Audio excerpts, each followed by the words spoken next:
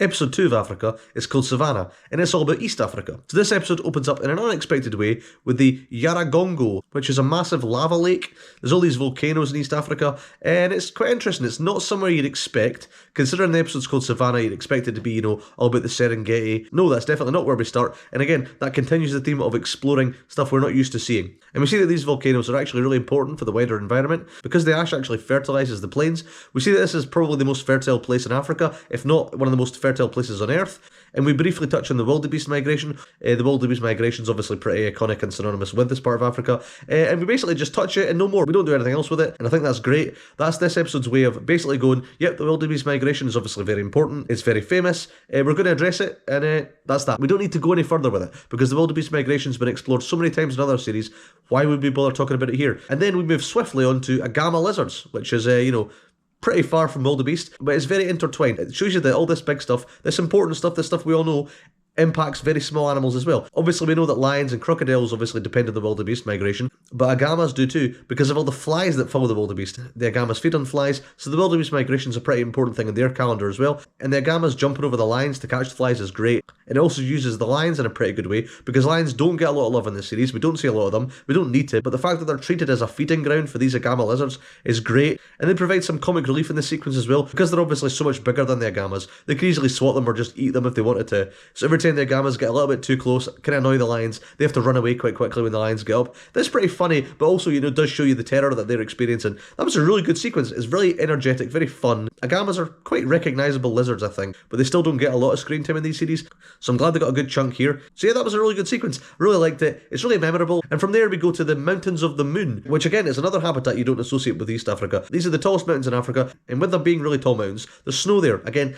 I didn't think going into Africa I was going to see snow-capped mountains, but another nice surprise. And from there we explore the forests and surrounding areas, and here we see mountain gorillas. Mountain gorillas, again, really important animals, really cool animals, really famous animals, and we don't spend a lot of time with them, but what little time we do spend with them is really nice. You just see them frolicking, it's quite cool. And we also talk about how the forest has become really fragmented over the years. Once upon a time the forest was expansive across Africa, but as savanna grassland spread, the forests died back, and that's pretty much restricted the mountain gorillas to these mountainous forests. I didn't expect to see gorillas in this episode because, again, you think savanna, you think grassland, you don't think of forests. And so I'm glad that gorillas appeared in here because it was unexpected, and I'm also glad they didn't outstay their welcome. They were a really good addition to this episode, but they weren't one that, detracted from the other more interesting sequences, I think, so that was really good. And then we explored the vast wetlands of East Africa. There's quite a lot of them there, not just savanna. We see these iconic shots of lechwe, crossing the water. That's really cool, but the main focus here is the shoebill. The shoebill is a really weird bird. I think shoebills got a lot more fame because of this series. I'd heard of them beforehand, and I knew they were pretty weird, but I didn't really know anything about them. And the shoebills are really interesting here. They look really prehistoric, and they look quite sinister. We see this mother shoebill, she's out catching catfish, and she brings them back to her two chicks. However, when mum's not there, at the nest, one of the chicks starts to peck the other one, and it's not just a case of bullying, it's actually trying to evict it from the nest.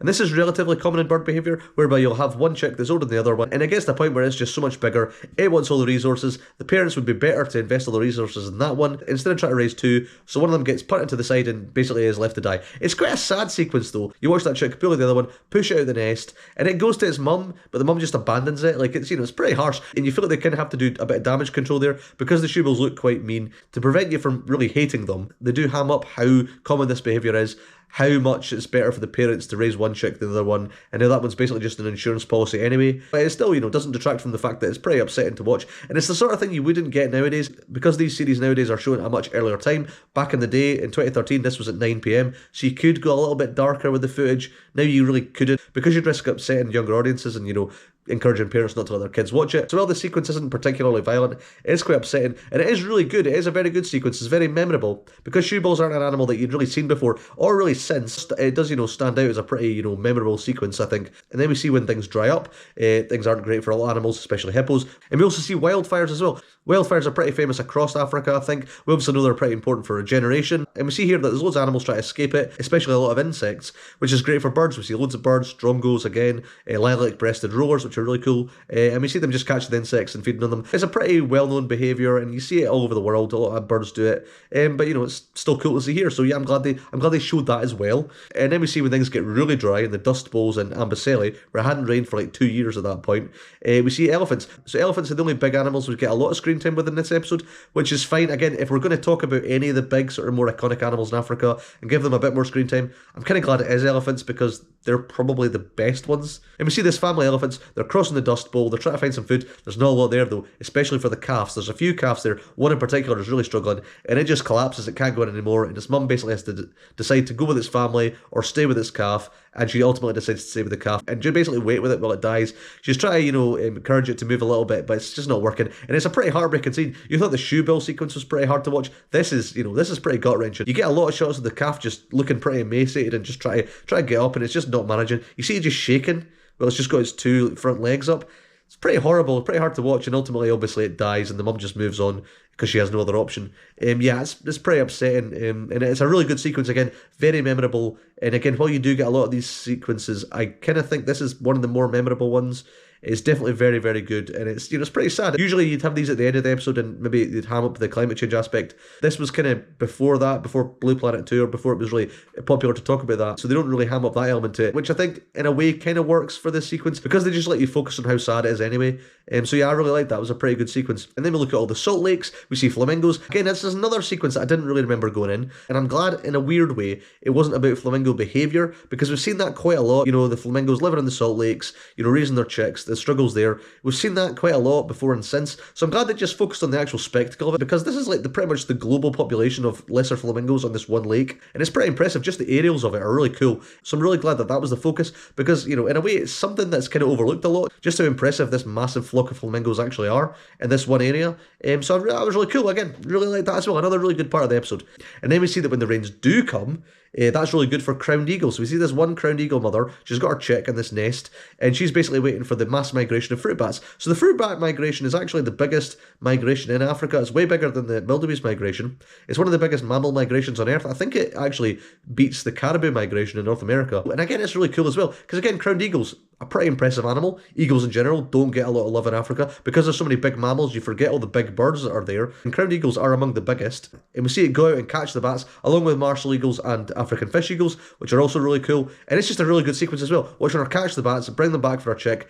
It's just a nice sequence. It doesn't go on as long as I remember. I thought it was a longer sequence from memory, but it really isn't. So really cool seeing crowned eagles, because you don't see them very often. I think this is the only time I've seen them in a big series like this. A really good and really memorable part of the episode. And again, continuing on from the elephant sequence before, we see that when the rains come, it's great for the elephants. All the elephants, congregate. They're meeting each other. They're having pals. We highlight how there is a calf there, and it's kind of like suggested that, it makes up for the one we lost. It's obviously nothing to do with that, and it's probably filmed in a different year anyway. But again, much like the shoe bill, it's kind of controlling the emotional trauma from that, which is, understandable. And here we see these elephants fighting, like these massive bull elephants going to town on each other, which isn't something you see in series a lot. You don't see big bull elephants fighting a lot, but it's really cool. Again, it's a great sequence. You see one of their tusks gets damaged. Pretty cool stuff. Again, a really, really cool part of the episode as well, and a pretty good way of ending things. There's also a little bit where there's like an elephant calf chasing some egrets, which is a nice little funny sequence. That's quite good as well. So yeah, the elephant sequence at the end, really good way of ending the episode, because elephants are, the most impressive animals in East Africa and Africa in general. So again, yeah, not a problem with that at all. And then we get the diaries. It's all about the people filming the mountains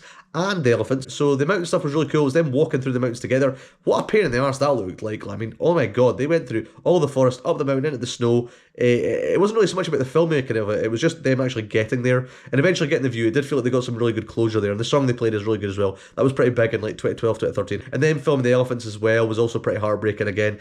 Didn't get as much screen time as the mountains. Kind of feel like the mountains was the bit they were mainly going to focus on, but the elephants were so memorable, much like the giraffes in the last one, that they kind of had to talk about it. So yeah, I'm glad they talked about that as well. So yeah, this episode, it's pretty brilliant. Again, much like the last one, it's pretty great. Highlights for me, I mean, the elephants are pretty great. I also really like the crowned eagles and the shoe bills. They're probably the three best bits. But I mean, everything with the flamingos, the stuff at the start with the mountains, the volcanoes, the agamas really cool as well. Yeah, there's a lot to love in this episode. So yeah, let me know in the comments below what you thought of this episode, what were your highlights, let me know. And I'll be doing the next one next week, which is all about the rainforests in the Congo, so look forward to that. And yeah, as ever, feel free to like, comment and subscribe, or don't if you don't want to, it's perfectly fine. And I'll see you next time, and goodbye.